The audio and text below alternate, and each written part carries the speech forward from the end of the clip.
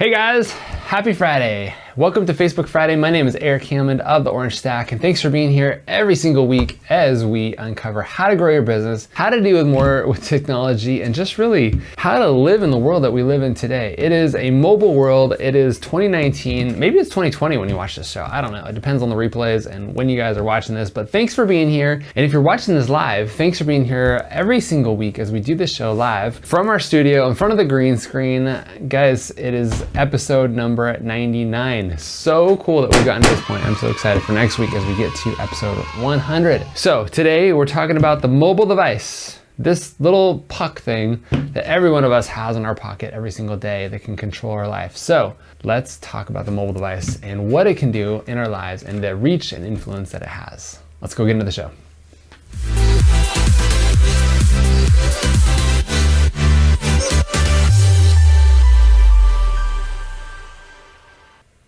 Hey guys, and welcome back. Again, my name is Erik Hammond of the Orange Stack. Thanks for being here every single week as we cover business topics, right? We talk about growth, we talk about strategy, we talk about time and influence and impact and just how to do more with our businesses in today's world. We talk about this a lot, but there was a book that I read several years ago, and it talked about in the mid-90s there being 38,000 different opportunities for a college graduate to take, like career options. I mean, everything, right? There's so many different choices, and that was just college graduates. There's plenty of jobs that people can take out there without a college degree. And that was in the mid 90s. I want to say like 95, 96. Fast forward 20 plus years later, it's 2019 now. There are so many things for us to do as individuals, careers, paths, interests, businesses that you can run. It's so exciting, the world that we live in today. And as we get into today's show, we're going to be talking about this little guy, this little 6-inch device that most people have. Sometimes people have a bigger version or a smaller version or an outdated version. I've seen a couple flip phones out there, but for the most of you, you guys have a smartphone in your pocket every single day, and it's something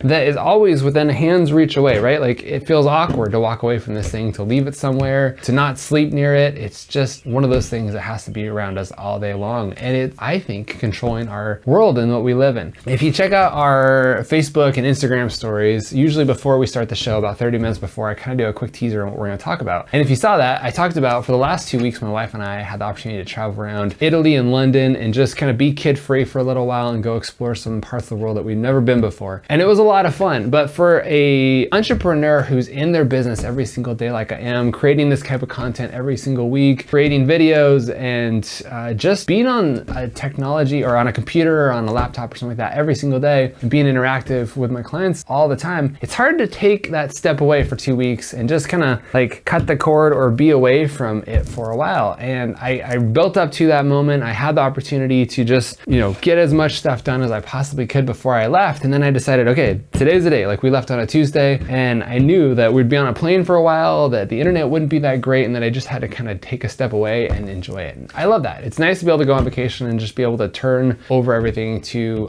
the rest of our team and know that they've got my back, right? So in that process of getting ready for it, got a bunch done, and then I decided I'm not going to bring my laptop. I want to literally like just kind of be away from work for 2 weeks. I just want to enjoy my time. I want to eat amazing food, get gelato, spend time with my wife, and just have a lot of fun. As soon as you bring your laptop on a work trip or on a vacation, you say to yourself, look, I'm not going to do any work, but something comes up, an email happens, and you have that opportunity to work, which it stinks because it takes away from that time. And I think a lot of us need that moment in our life where we just, take a week, a day, a long weekend, maybe even 2 weeks. I have a friend who left yesterday for a 6-week trip to go live in Europe. And it's not all just vacation. Like he's going there to live and work and be with his family and kind of do something different. But I think some of us just need that moment to hit reset for a moment. So beyond that, I decided not to take my laptop with me. This literally was the only piece of technology that I brought with me, a cell phone and a charger and a battery, because I didn't have a plug with me everywhere that I went. And I wanted to be able to record video and take amazing pictures and all that kind of stuff. Knowing that, it's 2019, that this phone basically can do just about anything that my laptop, my Apple laptop can do, and anything that really a PC can do. And I know that that's not true because there's things that you can only do on a laptop, different editing and different software packages. But for the most part, my business completely can run on a mobile device, which is incredible. And that's what I want to get into a little bit today, is talking about the options that we have in a mobile world. And then I'm going to, in part 2, get into the topic of the reach and exposure that these devices have into our clients' lives and what's possible with that. So for 2 weeks, right, we were in Rome, and we went to the Tuscany area and took all these little day trips around there. We were in London for like 30 hours or something like that. And I had this thing everywhere we went. So we were at the airport for a bit. There's YouTube content that I digested. There was Instagram stories that I created. It's got an incredible HD camera that I can, pan around and shoot incredible photos. We haven't finished it yet, but you're gonna have to check out the vlog from while I was gone and some of the neat things that I was able to see and experience. I had a tripod so I could set it up for time lapse. I was able to check in just with my team really quick every once in a while, making sure that they were good, that they didn't have any questions, and they were phenomenal. So team, if you're watching this, which I'm sure you are, thank you for running things while I was away. I was able to get on social media and check in and make sure, that my friends knew what I was doing. I was able to talk to my kids at home. There's the WhatsApp app, which I was able to use to be able to video with them and see what they're doing and just say hi to them at night and make sure that they're good. Everything got done. Besides the fact that the internet sucks in Europe, I would say like dial-up speed from like 98, 99 was probably faster than what internet speed I was able to experience while in Italy. Besides that, this thing was a lifesaver, and it was great. Like we bought train tickets with it. We were able to, get tours into like the Vatican.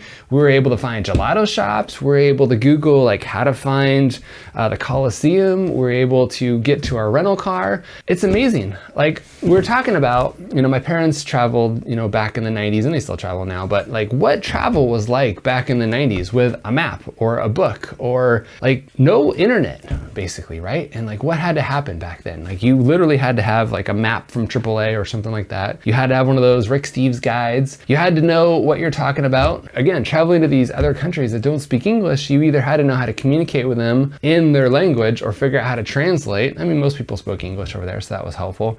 But when you got stuck or there's a word that you didn't understand, you just Google it. And to think like how different life was 20 years ago. Guys, maybe even just 10 years ago, but really 20 years ago, what it was like, how you communicated. Like when you left your family, like you had to find a payphone to call home. It probably cost you like $1 a minute to call home. Just to be able to find the train station was challenging, right? Like the signs aren't the same as they are in the United States. The description that they use to find places are different. Just getting around is so much easier in today's world. So this little guy was a lifesaver. It got us everywhere. It allowed us to have a much more enjoyable vacation than I think most people probably would have, 20 years ago. And it just makes it easier. And yeah, it's fun getting lost and just, doing your thing and kind of drifting where everything goes. But if you want to see certain things and go see certain things, it makes it a lot more enjoyable. The other cool thing is that they have all these great apps, right? Like Rick Steves wrote this app about traveling. So you can literally like download the app, put in your ear device and take like your own self-guided tour through the Colosseums and the Vatican and Pisa and all these different areas. And you don't have to pay these tour guides, hundreds of dollars. You just have this free app. So there's so many cool things that you can do. Anyway, so if you're traveling and you're thinking about going somewhere this summer, or maybe it's in the future, consider what's possible with that device. So now that's going to get into the next segment of this video, which is basically the reach and exposure that these devices have, right? So we all know that most of us spend at least 3, sometimes 6 hours per day on a cell phone. I've got that, little how much you use your iPhone app running in the background, and every Sunday it gives me an update. Like I use it 10% more this week or 5% less this week, and tells me how much I walk and all those kind of things. It's great because it reminds me that I hold this thing a lot and that I go everywhere with it. It's kind of fun too, because like some days we walk like 15 miles a day, and then I get home and I sit at my desk and now I'm walking like 0.78 miles per day. So it's kind of interesting.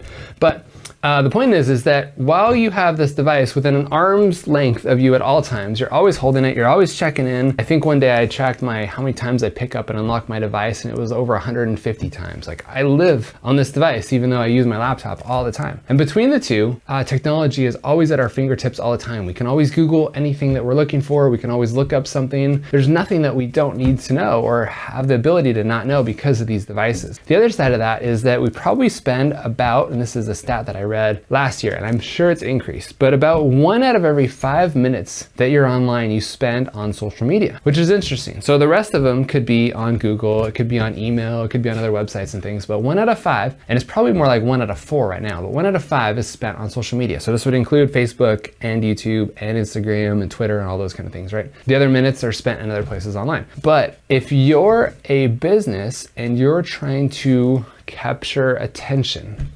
If you're trying to communicate with your audience, if you're trying to generate leads, if you're trying to build your brand, if you're trying to tell the world what it is that your business does, that's the place to be. And you probably already know this, right? Like, this is not news breaking, flashing news. Like, it's the case. I was talking to one of my friends last night. My daughter had this thing at school, and I was talking to him about his business. He has a pool company, and they build pools here in San Diego County. And I was like, where do you guys get most of your business from? And he's talking about referrals. He's like, referrals used to be 100% of our business. We'd build a pool, they'd tell their friends, we'd end up getting some business from it. So like, we'd build a pool and we'd build another pool because of that pool. And then we'd build another pool, and it was just a relationship type business. And as I was in Italy and London, I was thinking about this, right? Like, there's all these little towns that were like kind of self-contained. Like, if you lived in this one town and there was another town 200 miles away or 2 hours away, and you lived in this town and you needed a new pair of shoes, you weren't like, oh, let me open the phone book and see what the cobbler's doing over here. Like, you had to get your shoes from that one town. And if there's only one shoemaker in that town, that's where you went. So it was referral and word of mouth. And if that service didn't exist in that town, you maybe did have to go 2 hours away to buy something that wasn't available in your town, or have something made, or have something fixed. And that was it. It was referral, right? There was no advertising back then. I don't think they had big billboards on the side of the path saying, hey, you need a new pair of leather boots, pull over here, we got some new ones for you. No, it was all word of mouth. And so for this pool builder, all his business was word of mouth. And it's been a family business, I think, for like the last 20 years, and they've built it. They do pretty well. Like, they're not a huge pool company, but for the size that they are, they do pretty well. And they're getting really busy right now as we get into summer. They're staying plenty busy. But now he's starting to expand, and they're trying to get more business, and they're bringing on some more guys, and they're trying to do more pools. Like, they're trying to grow their business. And I was asking him, just curiosity as a friend, like, what are you guys doing to get more business? And he's like, oh, we're buying leads from this one company. It's kind of like a home smart company where the consumer reaches out to this company, not the pool guy, but the lead business. And they basically say, we're interested in a pool company, and they give out that number to the contractors that buy that service. And so that's kind of been his entry model into getting business online. And he said, it works. We're spending about $58 per lead to get a new lead. And I was like, well, how many leads do you have to get a new pool? There's quite a bit of profit in a pool. People are spending $40, $50, even $100,000 on a new pool. He says, well, with our referrals, it takes 4. For every 4 referrals we get a new pool built. That's incredible. That's huge, right? And those referrals are free. Like, you just ask, which is awesome. And I asked him how many leads he has to get from those $58 leads. He's like, it's quite a bit more, because some people will call and they're like, just curious, like, how many gallons are in a pool? Like, that might be a lead. Or how much does it cost to build a pool? That might be a lead. Like, we're not ready to build a pool. We just have some questions for you. So you kind of got to play that by ear. But now he's starting to get into the Google ads and the Facebook scene and presenting their business in more of a social media aspect. And as you guys know, most of what we talk around here about is telling your story and building your brand. And the ability to do that on a mobile device and just on technology today has never been easy, right? Never been easier, sorry. So you have the opportunity for this pool guy, and I wasn't planning on talking about him today, but it's kind of funny how this has evolved. So as a pool builder, there's a lot of interesting sides to that, right? Like, there's the construction side of it, there's the permit side of it, there's what we can build on this property, there's, what's the longevity of this pool, there's maintenance, there's, do you want this part of the product or do you want that part of the product? Because this one will last so long, but this one will last longer. You're gonna spend more money for this. Do you want solar? Do you want a gas heater? Do you want a built-in hot tub? Do you want a waterfall? Whatever it is, right? There's all these different things of it. And it's one of those big decisions that I think people wait a long time to invest in. They're big investments. Most of these people are spending probably 1/10 the cost of their home on a pool. So it's a big investment for a lot of people, and it's a big decision. They're probably going to interview a lot of contractors, and they're going to try to find the best option for what they're looking for. And it's not one of those things like you build it and you're like, oh, I don't like it, let's move it, or let's change the shape, or I wish I had this. Like, it's pretty permanent. And it's like a big 30-year investment. I was thinking about this last night after I left him, and I was like, okay, well, what are some of the things that he can do to get more business besides the referral side of things? Or how can he build more off that referral and still use this online technology that we're in today? So if you're in a business, whether it's real estate or pools or chiropractic or selling cars or anything that has to do with service and really educating your clients on what you do, consider the opportunity of telling your story and how you do it. and using this device. Did you guys know that most of the content that we produce around here, besides this one show is recorded on a DLSR, I can't remember the name of those, Canon cameras with detachable lenses, right? That's the only camera that we use for this, but everything else we do around here, stories, Facebook photos, updates, all that stuff is recorded with this little camera. Like, it's amazing how much of my business is run with this one device. So back to Brian. So Brian has the opportunity to educate his future clients about how the pool process is done, how the permits are pulled, how much water this pool is going to take, what's the ongoing maintenance that you're going to have to pay for this thing, like how much water is evaporating, how much are you going to spend on chemicals, are you going to clean the pool, or are you going to hire someone to clean the pool? What are the risks involved in owning a pool? Do you want to cover it or put a fence around it so that kids are safe there? What are the long-term effects of it? How often do I have to replaster the pool? How often do I have to, worry about earthquakes wrecking the pool? I don't know, depending on where you live. What about the equipment? Did the little machine that goes around and picks up all the leaves, does it wear out? Are there any items that are going to be issues in the future that I need to worry about? He has a whole world of opportunity to educate his clients about how much they know, number one, about pools, and then teaching the client what they should know before going down that route of investing in a pool. And then also the big part of it, which I think can apply to all of you guys, is standing out as being the expert, right? So let's say you call a company that sells referrals and you're like, hey, I'm looking for, like Angie's List or something like that. And you're like, hey, I'm looking for a pool builder. And they're like, great, here's 3 referrals. You call them all up. And you call the first one and you're like, hey, company A, we're looking for a pool. We're interested in something that's going to be great for our family in the backyard. We're not sure what we want to know about it. Great. When can we be over there? We'll send you a quote. And they don't ask any questions. They just come over. And company B is like, oh, go check out our website. You can read all about it on there. And you get there and there's one website and it basically says, we build pools, here's the price, blah, blah, blah, blah, blah. Just very basic information. But then company C comes along and they're like, great, I appreciate it. Tell me more about your family. Do you want a sun deck for your family to be on? Do you want a waterfall? Are you interested in a water slide? Do you want a cover? Do you want a fence around it? Do you want low maintenance? Are you planning on putting solar in someday? Have you considered what a saltwater pool could do for you, right? Like, are you planning on using your pool all year long? Here's some resources that you can go check out before we come over. Go watch all these videos, go watch this, go watch that, go learn about it. And now you've educated the client on your process of building a pool. And when you get there, you literally just have to close them because all their questions have probably been answered. It helps sell the product and it helps educate them. And it also helps them, like I said before, show that you know everything about the pool and that you're the expert. You're not just there to sell them a product. You're there to educate them and help them make the best decision. Because the client that goes down the road with you and then regrets that decision because they weren't as well informed and later maybe has buyer remorse is probably not the client that's happy client. You want the client that's going to be content with their purchase and happy with the decision that they made.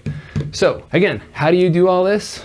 You record content. You record weekly videos. You record daily content. Every time you're with a client or have the opportunity to educate them on something, you record something. We did another class yesterday in one of the private Facebook groups that I manage, which is called Agentcentrics, a really great Facebook group. If you're interested in learning more about that, send me a message. But we were talking about the benefits of what Facebook Live and Instagram and Facebook Stories has right now. And people, share fun memes and posts on there and quick pictures and things that they're doing and lunches and things like that. And it's a lot of fun. But I think what most people neglect to realize is the opportunity that it has for telling your story like a vlog, right? Like vlogs are huge. People love that reality TV. They love just kind of seeing the behind the scenes stuff. They like seeing what's going on. So every day I would encourage you to take out your phone, snap a few pictures, make a few videos, record a few of your thoughts in text, excuse me, and try to get out 10, 15, 20 if you can stories every single day across your Facebook and Instagram profile. And maybe you tell a different story on Facebook than Instagram. Maybe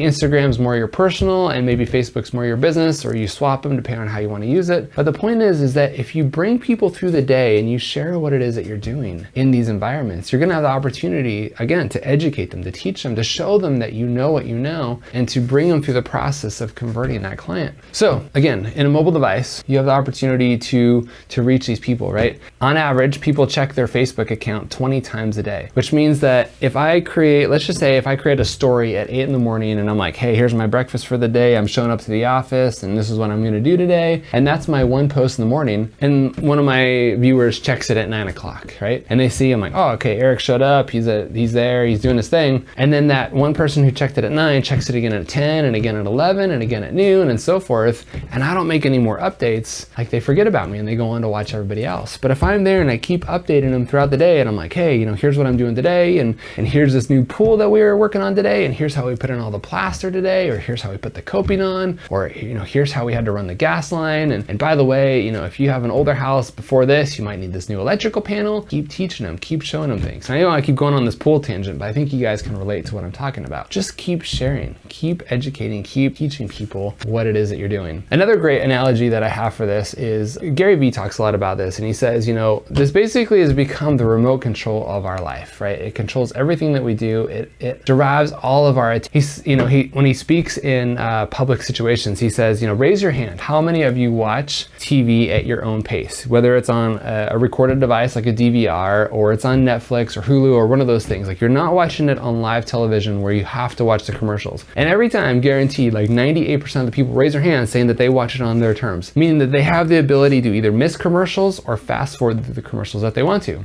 And he's like, that's true everywhere I go. I always get this response that most people watch it that way. The only time that people watch the commercials usually is during the Super Bowl, or if it's some live event that they want to participate in, or where they have to watch it live and they don't want to wait, like the NBA playoffs or things like that. He says what happens is when you are watching these things and commercials do come up, if you haven't fast forwarded or you're distracted and you're doing something else, most of the time your attention goes like this and you're looking at this little screen. So all these people, these big companies, Pepsi, Toyota, GE, Samsung, all these guys are spending so much effort to put in front of you a short 30-second film they call a commercial for 2, 3, 4 minutes at a time. And they're trying to get your attention. They're spending billions of dollars to get in front of prime time America television just to try to advertise when our attention's here. And so the good news is that you don't have to spend millions of dollars to get this attention. You don't have to be trying to compete with all these big companies, Coke, Pepsi, Toyota, all those kind of things. You have the opportunity for pennies to get in front of people on social media, on Google AdWords, even on Pandora and Spotify and those type of platforms. Like, there's so many different advertising platforms that charge you pennies per click, pennies per views. The impressions are incredible, and you can target who you're looking for. With my pool friend, he can target people that have been looking at building a pool, or people that are interested in a swimming pool. He doesn't just have to broadcast his 30-second video to the people who are watching, let's just say, The Bachelor, or watching some HGTV show or something like that. Like, he literally can pinpoint down to the mile of where he wants to work the message that he's trying to relay. So in your business, try to figure out what your demographic is. Try to understand who they are and what they look like. Say, okay, this is what my persona looks like. They call it an avatar, right? They're between this age, they live in this area, they're interested in these things, and yes, I can target them because they're interested in building a pool, or yes, because they've injured their back and they need a chiropractor, or yes, they need a new car because they've owned that one for 10 years and it's time for them to upgrade. Whatever the product that you're selling, how are you going to target them? What do they look like online? And that's how you target your messages. So guys, this is a mobile world. My phone's going to be all tricked because I picked it up like 40 times during this one show alone. But guys, focus on the mobile world that we live in. Even when you're building your websites and your landing pages and all the attention that you're trying to take traffic to, 67% of web content is now consumed on a mobile device. So if you're building your websites and it's not optimized for mobile vision, mobile views,